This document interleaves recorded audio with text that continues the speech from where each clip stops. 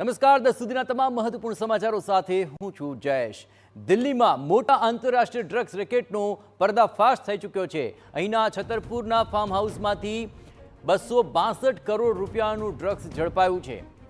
328 kilo મેથામ્ફેટાઇન નામનો ડ્રગ્સનો જથ્થો જપ્ત કરાયો અને એનસીબીએ આંતરરાષ્ટ્રીય સ્તરે સક્રિય સિન્થેટિક ડ્રગ્સ નેટવર્કનો પર્દાફાશ કર્યો છે। આપણે જણાવીએ કે અહીં નોઈડાનો સેલ્સ મેનેજર ડ્રગ્સ સિન્ડિકેટનો માસ્ટર માઇન્ડ નીકળ્યો છે।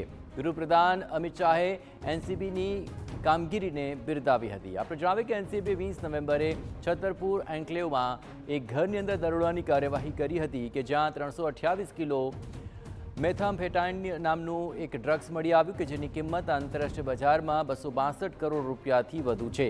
સમગ્ર ઓપરેશનમાં તપાસ એજન્સીઓની ડ્રગ્સની સાથોસાથ ડ્રગ્સ નેટવર્કના વિદેશી લિંક, સપ્લાય રૂટ, લેણદેણની રીત સહિત અનેક પુરાવા હાથ લાગ્યા છે। આ ઓપરેશનમાં જે આંતરરાષ્ટ્રીય સ્તરે સક્રિય સિન્થેટિક ડ્રગ્સ નેટવર્કનો ખુલાસો થયો।